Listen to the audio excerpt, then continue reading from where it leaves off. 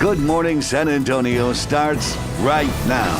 All right, we are starting off the Easter Sunday with a live look out there at the Alamo City. A little fog to start your Sunday morning, but we're being told it could end up being a gorgeous day, just like what we saw yesterday. We're going to check in with Sarah Spivey in just a few moments. For now, good morning. Happy Easter. It is 8 a.m. Happy Easter. It is Sunday. We know so many people up early for Sunday Easter Mass. We know a lot of people out and about tenting. We're going to check in with Alyssa Cole later in the show.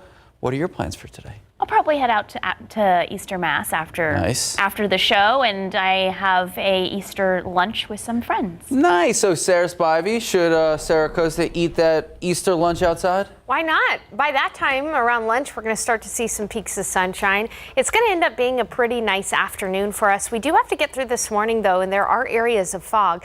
Take a look at some of the locations around San Antonio. At the airport, visibility is down to 5 miles. In New Braunfels, visibility is down to 4 miles. Down to less than half a mile in Bernie and in Kerrville, where we're seeing some thicker fog. In fact, this is I-10 nearer to Comfort as you're heading up north, and you can see that fog is a little bit more dense along I-10 at Comfort, I-10 East specifically. Now, however, as I mentioned, we are going to be seeing skies clear. So it's going to be great for any kind of Easter egg hunts or any kind of luncheons or things like that. Some cloud cover at 10 still, but by noon we'll start to see breaks in the clouds. Temperatures will warm from the 60s around noon into the low 70s this afternoon. So a light jacket for the first part of the day, but you won't need it during the second part of the day. And coming up in the forecast, we're going to talk about how tomorrow we have a decent chance for some showers and storms. Not nearly as much rain as we saw over the last few days, but we do have that potential on Monday. I'll be walking you through that futurecast in just a few minutes. Sarah and Max. Thank you, Sarah. San Antonio police say a drive-by shooting ended with a 17-year-old in the hospital in critical condition after he was shot in the back. Officers say it happened at this home in the 2500 block of West Cesar Chavez Boulevard near South Calaveras Street after 7:30 last night. So far, police don't have a description of any suspects, but they were given a possible description of a suspect vehicle, a newer model sedan that could have been gray or beige. And the Uvalde CISD interim superintendent Gary Patterson has released a statement about the viral video showing a DPS officer shoving the mother of one of the Robb Elementary victims during a national school walkout day. So this comes after that mother, Ana Rodriguez, attempted to check one of her other children out of the school. In a 677-word statement, Patterson wrote not only a response to the video, but also some context behind their thoughts surrounding several topics. Those topics include anxiety around gun discussions, the pending 1-year mark at Robb Elementary, and of course the increased media attention, just to name a few of the priorities. Patterson says any discussion around the people in the video, that's going to remain private and remain confidential. The statement also posed a lot of questions related to the video and other situations surrounding the Robb Elementary shooting, but no solution or answers were given. So DPS released that body cam footage of the same incident as a way to be transparent with the community.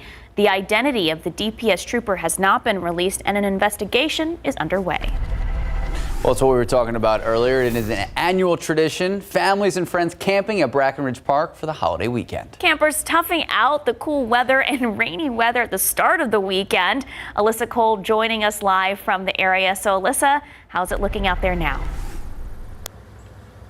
Yes, good morning. Breckenridge Park, parks all across the city, families and friends are just having a blast wrapping up this Easter weekend. We got a chance to talk to some people as they were walking by with their dogs and their walking sticks, kind of enjoying this Easter Sunday morning. Take a look. You can even see some families are slowly starting to get up and prepare breakfast. One family already has a spread out there, and we pan the camera. You can see down there, there's a fire. So we're planning to go down there and talk to those folks and see how their weekend's been going so far. But for the most part, you know, we've even seen police patrolling throughout the area, of course, keeping an eye on everyone. And it is important to note the curfew will resume today at 11 p.m.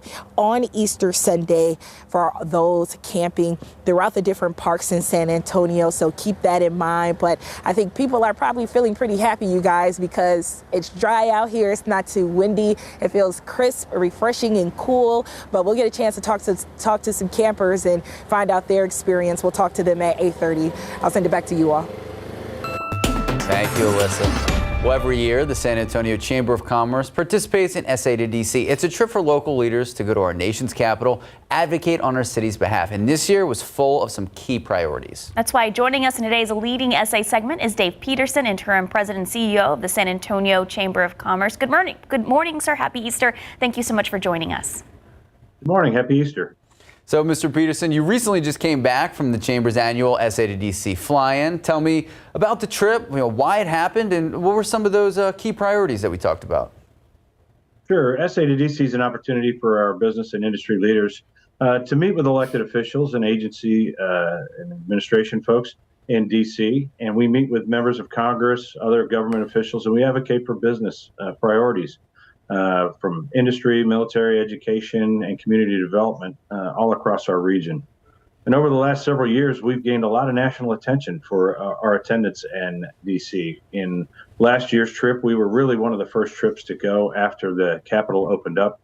And this year we had about 150 government and business leaders travel with us to DC. So what were some of the priorities this year? Yeah, so we had a lot of different priorities. We've got at least 12 different issue teams, everything from aerospace, cybersecurity, education, workforce development, manufacturing, energy, healthcare, on, including military affairs. And each team has its own separate and distinct priorities. So our councils and committees meet throughout the year, and they come up with those priorities that we take to DC. We have a list that we developed for our trip to DC. We also have a list for our state priorities. So this trip, we took the federal priorities. Our key ones probably are military focused on military installation and missions, ensuring that we continue to be Military City USA and that the Department of Defense knows that we're their efforts. We're also focused on infrastructure investments in the community. We've had several major projects, including the International Airport, via Metropolitan Transit, Brooks Development Authority, that all hinge on Department of Transportation funding. And we also advocated on the importance of investing in infrastructure in the fast-growing corridor, fastest in the nation, between San Antonio and Austin. So when you go there, break it down for us. Do you go and you just say, we want this much money and this is how it works? Or is this just years of planning and you go there to just dot the I's and cross the T's? Yeah, Max, if only it was so easy to walk in and ask for money and get it. But it clearly isn't. So what we do is we establish the priorities, and as you said, some of them carry over year to year. So we've advocated for a direct flight from San Antonio International to Washington Reagan Airport for many, many years, and we did it again this year. Will it happen? We don't know, but we're going to continue to advocate because that's important to our community. We advocate across the spectrum on many different things. We've had great successes in the past that were part of this trip. And, it's hard. You can't say that this trip was the reason that these things happened, but you can certainly say that this was a key contributor. Speaker of the House, Ryan, a few years ago, when he met our group, he said, it really sends a message when you get that many people in the room. And so this year we've advocated with the Department of Defense for innovative ways to support the DoD and the Air Force with Port San Antonio. In 2015, we were able to get funding for the new federal courthouse. In 2021, VIA was included in the president's budget for the first time. In 2020, the U.S. Army Corps of Engineers work plan included the final $26 million reimbursement to Bexar County for advancing a portion of the federal share of the mission reach. So a really diverse set of opportunities, and we never know which is going to resonate most in DC, but all of these are important to the community. So we, like I said, we advocate across the spectrum to try to advance San Antonio's opportunities. And so this trip, how long did it last, and who specifically did you meet with? I know you said DoD, but there's 150 of you out there, so I assume it was a little bit more than that. It certainly was. So the trip kind of varies. The main part of it is from Tuesday and Wednesday, where in the mornings we'll meet in general session with a lot of our elected officials, administration officials on areas that matter, like broadband and other areas. And in the afternoon, these 12 teams spread out across Capitol Hill. So we go and meet with the members of our congressional delegation, their staffs. We meet with leaders of other congressional conferences, and we set across our the Capitol in both the Senate and the House office buildings and meeting with folks. We also tack a trip on the start of the visit to Langley Air Force Base in Virginia, which is the home of Air Combat Command, which is the lead command for 16th Air Force, the cyber command here in San Antonio. And the Thursday after the main body of the trip departs, that's where I talk about Department of Defense. We spend an entire day in the Pentagon meeting with Army, Air Force, and other Department of Defense leaders. Mr. Dave Peterson with the San Antonio Chamber of Commerce, thank you so much for taking time to meet with us on this Easter Sunday. For our viewers, you can watch this full interview online later today on KSAT.com. Thank you, sir. Thanks, Sarah. Thanks, Max. Time now just about 8:11, 56 degrees out. Well, coming up next, we know it is Easter and summer feels a little ways away, but when you're done with all that Easter candy, experts have some tips on how to shed some unwanted weight. Bum, bum, bum. Oh. Enjoy the chocolate bunnies while you can. Yeah. All right, taking a live look out there at the Alamo. City is foggy to start the morning. Yesterday, picture perfect, a chef's kiss of a day. Will we see those conditions later today? We're going to check in with Sarah Spivey in just a few moments. Good morning and welcome back. If you're hoping to shed some pounds before hitting the beach this summer, now's a great time to start. It's time to start. CNN's Mandy Gaither with why rearranging your fridge should be your first step. It can happen to the best of us. Putting on a few pounds over winter isn't uncommon, but you can shed that weight by summer starting now. It doesn't take, 2 or 3 months, and you can get it done. Dr. Stephen Kopetsky with Mayo Clinic says start by eating healthier. He says to focus on consuming more whole foods, turn to fruits, veggies, and legumes. They have pulp and fiber that are non-caloric carbohydrates. So they fill you. You eat less calories, in other words. Kopetsky says we tend to eat the first things we see in the refrigerator. Rearranging your food may help. And take the 2 drawers that say fruits and vegetables, move some things down into there, like the sausages and the bacon and things like that, and then take the fruits and the vegetables and put them up so when you come home at night, you open the fridge, you see something that's healthy. Stay away from anything ultra-processed. If you're craving comfort foods, eat something healthy with it. Limiting alcohol can also cut down on calories, and Kopetsky says to also be smart about being active. If you can't make it to the gym, take the stairs wherever you go. If you're a person that walks maybe 3,000 steps a day, try to increase it to 5,000. If you're already doing good number of steps, then try to do some intervals. Easing stress is also important. Meditation or deep breathing can help. And don't forget about those Z's. Studies show there's a higher risk of weight gain when you don't get enough sleep. For Health Minute, I'm Mandy Gaither. All right, so Sarah, anyone who's out and about today trying to get those extra steps in, good day to go for a walk? Great day. Those clouds, though, today are going to be a little bit more stubborn than they were yesterday. Okay. I mean, we've got areas of fog out there right now, but the thing is, I promise you we will see some sun in the afternoon. It's going to end up being a really nice Easter for you. Take a look out across the airport right now. You can see that fog there off in the distance. Low cloud deck. It's 56 degrees. Visibility is limited to about 5 miles in San Antonio right now. Those temperatures and those dew points are very close together. Winds are relatively light. That's what's allowed that fog to develop. As expected this morning, visibility down to half a mile in Rock Springs and in Uvalde, down to less than a mile and a half in Hondo. Even Del Rio seeing a little bit of haze on the horizon this morning. As we zoom into Bexar County, fog is the densest northwest along I-10 and out west along Highway 90 in western and northwestern Bexar County.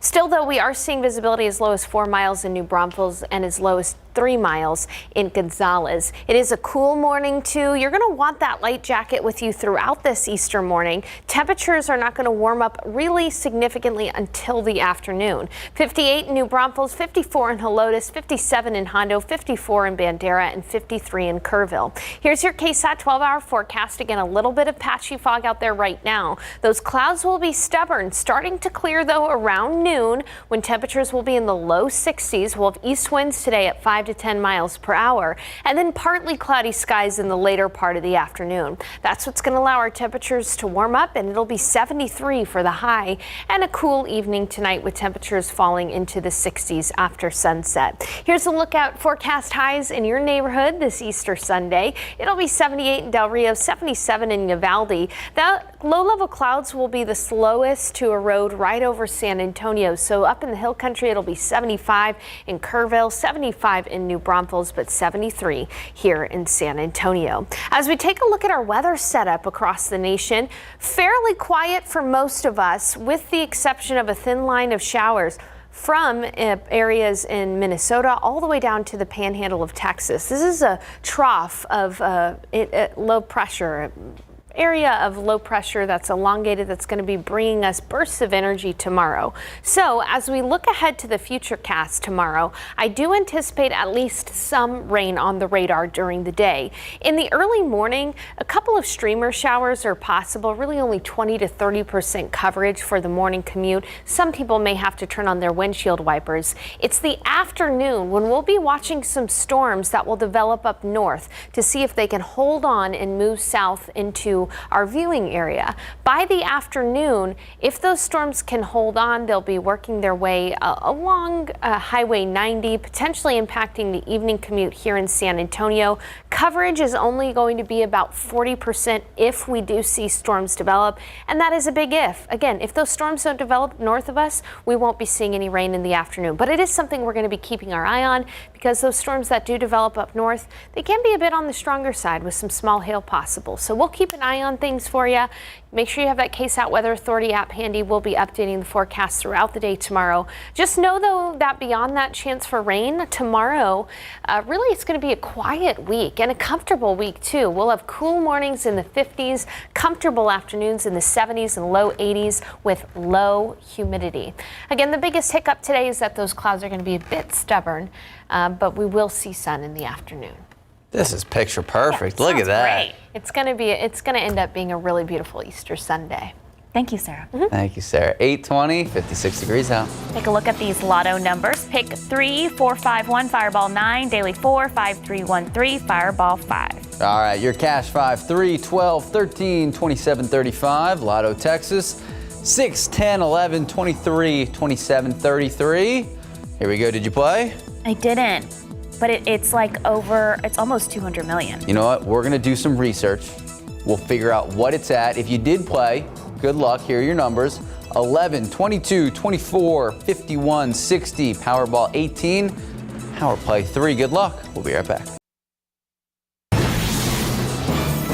On this Easter Sunday, the city of San Antonio wants to remind people that it is illegal to buy, sell, or dye baby rabbits, chicks, and ducklings. That's due to an Easter animal law. The sale of baby animals as holiday novelties is illegal in city limits. It's also against the law to dye or stain baby chicks, ducklings, or rabbits, or even to possess animals that have been colored, according to ACS. The only exception to the Easter animal law applies to licensed hatcheries or businesses raising the animals for commercial purposes. All right, if you're out and about today, don't forget, you're going to see a lot of store closures in your area. Remember, it is Easter Sunday. Some of the places closed: H-E-B, Target, Sam's. We have a full list of what is open and what is not right now. Just head to KSAT.com. And you said last night... I did the scramble. You did the scramble. There were a lot of people at H-E-B doing that H-E-B Easter scramble, getting everything ready for, the lunches, dinners. Yeah. Brunch. Need the brunch. Best I went at 7:30 last night. Crowded. Fantastic. Time now just about 8:26, 56 degrees out. Well, still ahead, we have been tracking pieces of legislation at the state legislature, and one bill pertains to beekeeping. We'll explain what it entails and what it could mean for you and Texas honey. Good morning and happy Easter. I'm Max Massey. I'm Sarah Costa. It's April 9th. Happy Easter Sunday.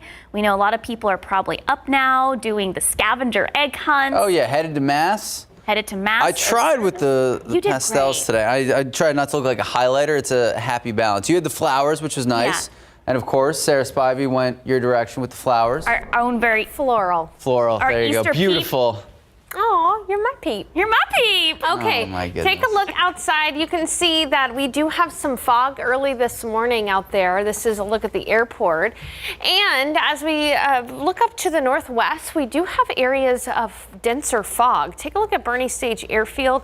Down to quarter-mile visibility up at Bernie Stage Airfield. Down to half-a-mile visibility in Kerrville. Again, mainly it's just pretty much western Bexar County, northwestern Bexar County, and areas to the west like Hondo that are dealing with the densest fog, although visibility is down to 4 miles in New Braunfels.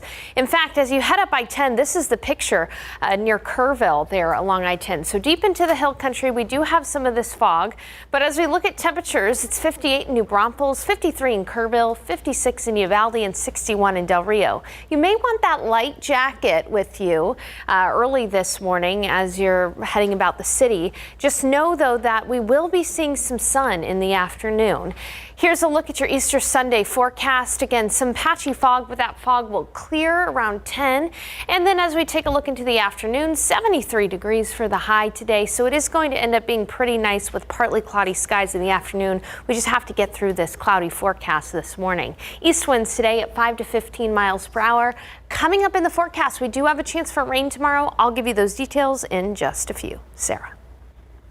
Sarah, thank you. 3 people are in the hospital this morning and a driver is facing charges after an overnight crash on the city's west side. San Antonio police say it happened just after midnight near an auto zone on General McMullen. A vehicle leaving the parking lot T-boned an SUV with 4 people inside. 3 of them are in the hospital in serious condition. The driver is accused of hitting the SUV, was taken into custody under suspicion of driving while intoxicated. Well, a 56-year-old man now in custody, and he's accused of stabbing his father, then barricading himself inside a home on the city's west side. So take a look. This was a situation just after 10:30 yesterday morning. What you're looking at is happening in the 7,000 block of Shady Grove Drive. That's near Military Drive and Warbach Road. Now, police say 56-year-old Edward Garcia stabbed his father, then barricaded himself inside that home. Now, the injured man, the 82-year-old, was taken by EMS to an area hospital. As for Garcia, the suspect, he's now being held on a $50,000 bond, facing aggravated assault with a deadly weapon and possession of a controlled substance charges. Officers surrounded the home. Eventually, Garcia, the suspect, peacefully surrendered, but a neighbor saw Garcia's 82-year-old father right after the stabbing, and that neighbor called 911 for help. He says he was shocked by what happened. Something to do that, especially to your own parents, I think that's something something triggered it. As for the 82-year-old father, he is reportedly in stable condition and he's expected to survive. A new piece of proposed legislation could have a big impact on beekeepers in our area. So proposed Texas House Bill 590 would make it a misdemeanor to label honey Texas honey if it's not exclusively from the Lone Star State. If this proposed bill were to pass, those who mislabel honey could face jail time. Nicole Poor, owner and beekeeper of Twin Lions Ranch in Hondo, thinks that's a step too far. Want to buy Texas honey, it should be from Texas, but I don't think that jail time or anything like that would be necessary. I think a fine would be perfect.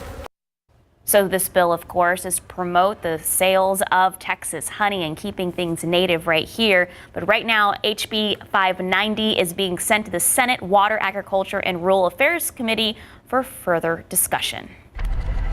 In your morning headlines, Pope Francis presided over Easter Mass at the Vatican this morning. So the Vatican press office says about 45,000 people, they were present for Easter Mass at the Vatican. The Pope arriving in a wheelchair. He remained seated for most of the Mass. Remember, Pope Francis currently recovering from bronchitis. He was actually just released from the hospital on April 1st.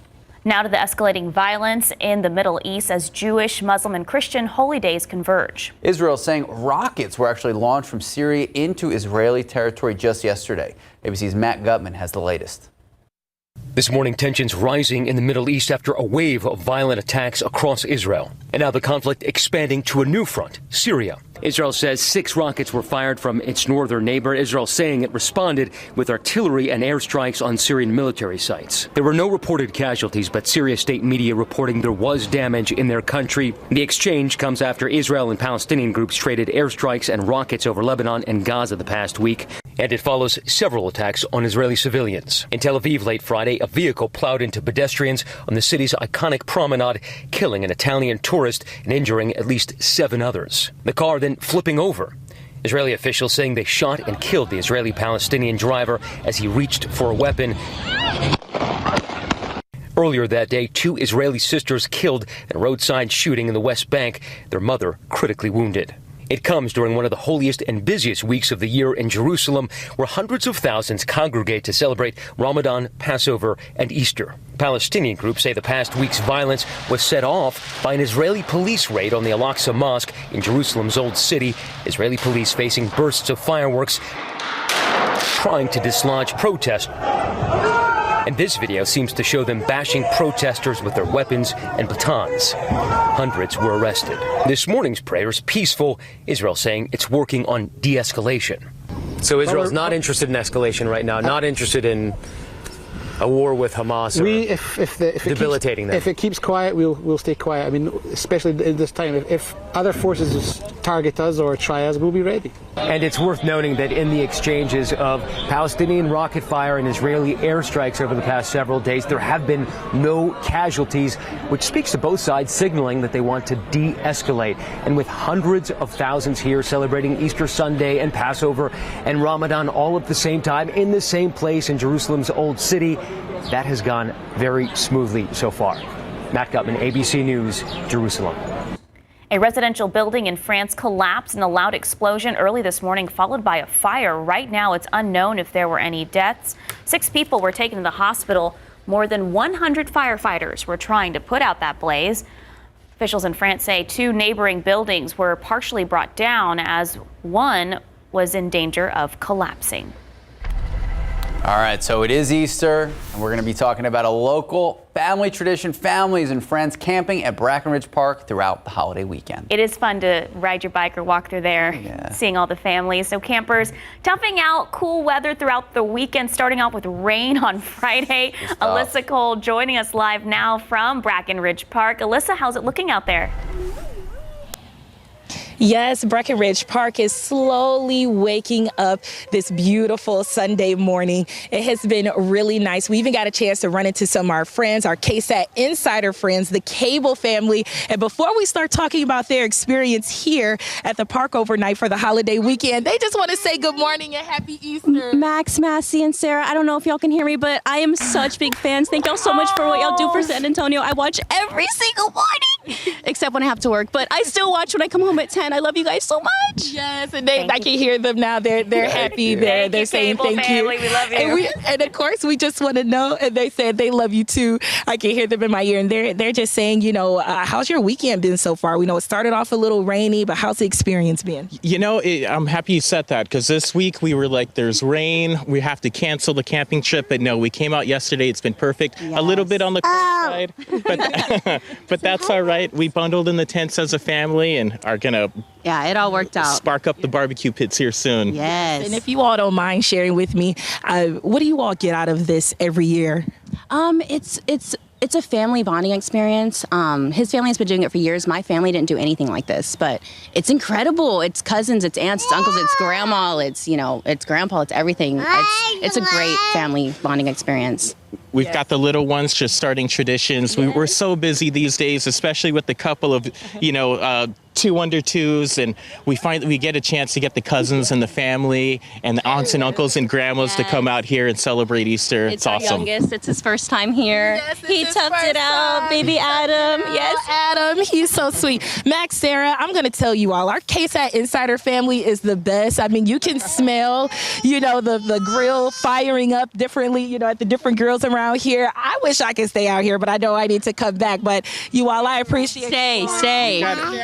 Yes. Happy Easter, San Antonio. Happy Easter, y'all. We love y'all, KSAT. So happy Easter to everyone back in the studio, too. I just wanted to join in on the love with the Cable family, but I'll send it back to you all, Max, Sarah. Cable family. You guys rock. Adorable. Hey, Cable family, you guys can watch this interview and tell Alyssa, let them know they can watch on our KSAT YouTube page. They can see themselves on their favorite morning show. Look at that. Also, their kids are so adorable. So adorable. Thank you, Alyssa.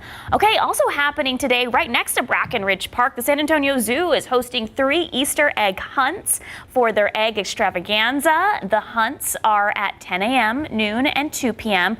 You need to bring your own basket. The Animal Ambassador team will also be making special appearances with interactive animal encounters for both kids and adults. And I know one of their sloths, Sol and Luna, are part of that interactive team. Okay, check this out too while we're talking about the zoo. The San Diego Zoo is celebrating its newest and cutest residents. So cute. Critically endangered leopard twin cubs. The zoo says the pair were born several weeks ago, but they're now just emerging from their den. Now, the births are significant because the species has actually been categorized as critically endangered by the International Union for Conservation of Nature. They're native to Russia and China. Precious. Okay, in your morning spotlight, 3 new Star Wars movies, they're in the works. Don't get me started. I've ranted about this at 6:30 this morning. So Lucasfilm president Kathleen Kennedy says the films will take place in actually different time periods. One will be set in deep past, one set to take place 15 years after the events of the 2019 film Rise of Skywalker that I just saw for the first time yesterday. I'm going to keep my comments to myself. The last of the new 3 films will be set in the present, and they will close out the current Disney Plus series, The Mandalorian. You're a huge Star Wars fan. What do you think about this? I'm not like a massive Star Wars fan. You watched The Mandalorian? No, but I watched everything. It's a lot. It is, but I would say I think they're doing the best with The Mandalorian. Cautious optimism. With these 3? With The Mandalorian. Yeah, okay. So you like The Mandalorian, nothing else? Their newer stuff, yeah. Okay. You know. Time now, 8:41, 57 degrees out. All right, coming up next, we'll tell you about some ways you can help the planet and save money at the same time. And speaking of the planet, let's take a live look out there at the Alamo City. We're still waiting for that sun to come out. We do know, like the Cable family, a lot of people out and about this Easter Sunday. Bring up your full forecast when we come back. Good morning and welcome back. So there are some simple things that you can do around the house, cut down on the waste, save money, and help the environment. That's right. ABC's Ginger Z has more on how you can do both those things with this Climate Minute. Americans make 294 million tons of trash each year, and about half of that goes straight to the landfill. And the number one thing we send to the landfill? Food. It's a huge problem because when it gets trapped between layers of plastics and other trash, it releases the worst greenhouse gas, methane. Studies have shown that the climate footprint of food waste is larger than the entire aviation industry. You can reduce at least a third of your food waste by just taking your food scraps and instead of throwing them in the garbage, try composting. We keep this little bin here until we're ready to take it outside. It is still going to release carbon dioxide when it breaks down, but far less harmful than the methane it'll produce if it went to a landfill. Next priority, get rid of plastic. Less than 10% of plastic gets recycled properly, and plastics in the environment break down into microplastics that then end up in our oceans, the fish we eat, and eventually our bodies. Some studies suggest that this could cause health problems. Dishwasher pods are big, right? But they still have plastic. There are ones that don't. Instead of the throwaway sponge, we've had the silicone sponge, don't at me, for 2 years. You just wash it in the dishwasher. I have a big goal, plastic-free in the shower. So I've still got some leftovers that I'm slowly but surely using and will never buy again because now I have bar shampoo, bar conditioner, bar face soap, and bar body soap. No more plastic. I'm trying to reduce my plastic use It's as well. It's very hard, especially with the shampoos, the face washes, the skincare, makeup, everything. the makeup. Yeah, so I don't know. You know about the makeup. I'm learning, yeah. Says the man wearing makeup. I mean, you have to. Otherwise, I would just be shiny all the time. Look like Sarah Spivey. Speaking of which, how is the weather out there? The weather's great. Are you saying I'm shiny? I'm not saying that. With just so much joy. I'm saying you're beautiful. All right, I couldn't let that slide. Thank you, Max. Okay, outside right now it is cloudy, and we do have some areas of fog this morning around San Antonio, although that fog is really starting to lift. If you've been watching this show for an hour or so, you've noticed that watchtower out there, that airport tower, control tower rather, it was not visible, and now it's visible. So the fog is starting to lift, 56 degrees outside. We have got some areas of fog, though, especially especially west and northwest of San Antonio. Visibility down to a mile in Uvalde, down to half a mile in Kerrville and in Rock Springs. I went ahead and put on the cloud cover here as well because you can see we're kind of socked into more cloud cover than we were to start the day yesterday. So the clouds are going to be a bit more stubborn than they were yesterday. And if you're heading out in the next hour or so, perhaps for Easter Mass or Easter services, just know that you might run into some areas of patchy fog. And grab that light jacket with you too, because I mean, it is cool. Temperatures are generally in the mid 50s around San Antonio and south central Texas. But as we look at the forecast for the day today, even though those clouds will be stubborn, we do expect to see some sun, especially after noon. Temperatures will be rising into the 60s around noon, and then by the afternoon we'll be in the 70s with partly cloudy skies. Forecasting a high of 73. Now I did dock that a couple of degrees just because I do think those clouds are going to be a bit more stubborn than initially anticipated, but still it's going to be a pretty pleasant day around San Antonio today and south central Texas. 78 in Del Rio, 75 in Rock Springs, 77 in Gatula, and 73 in Canyon Lake. It'll be 73 in Helotes, 75 in Seguin, 75 in Boerne, and 75 up in Kerrville. Now we do have a better chance for rain right on the horizon. In fact, tomorrow, 40% chance for scattered showers, perhaps even some thunder showers as well. Now, coverage is not going to be like it was the last rain event on Thursday and Friday where we had widespread rain. We're only looking at about 40% coverage, and I can take you through the future cast here. First, let's start with early tomorrow morning, right around the time of the morning commute. I do think we could have a couple of streamer showers out there, about 30% coverage. Might need to turn on your windshield wipers once or twice during the morning commute, but it's not going to be a crippling morning commute with the rain. Then as we head into the afternoon, we'll be watching some storms that will have developed up in North Texas. They have the potential to sink south into the hill country and into San Antonio. The better rain chances tomorrow will be west of San Antonio. Areas east, not really seeing a ton of rain tomorrow. Now, as I take you through the future cast closer to the middle of the afternoon, again, if those storms can hold on, it would be west of San Antonio and even into the Alamo City close to the time of the evening commute. Scattered. Not everyone is going to see rain tomorrow. Again, coverage will only be about 40%. Then we'll be looking at a nice and steady warm up over the week ahead. Temperatures will be back into the 80s by Thursday and Friday. And the good news is we do not see a ton of humidity in the forecast as well. We'll have cool mornings in the 50s, comfortable afternoons in the upper 70s and low 80s. And with that chance for that rain tomorrow, again, it's going to be highly conditional. If those storms develop north of us, then we could see some rain. If they don't develop, no rain chances at all for us in San Antonio tomorrow. We'll continue to keep you updated on air, online, and on my favorite app. And I'm not just saying that, the KSAT Weather Authority app. I like that app too. It's pretty great. It's pretty good. Yeah. Thank you, Sarah. 8:51, 57 degrees out. Coming up tomorrow on GMSA, many of our tech devices are full of emails, pictures, and files. Ugh, I know. Are you one of those people that have like 1,000 unread emails? No, I'm not. You didn't think about that one. I had to think about it. Pictures, yes, Okay. lots of duplicate pictures. Yeah. So we'll tell you why now might be a good time to get digitally organized. All right, busting out the big bunny here for Sarah Costa.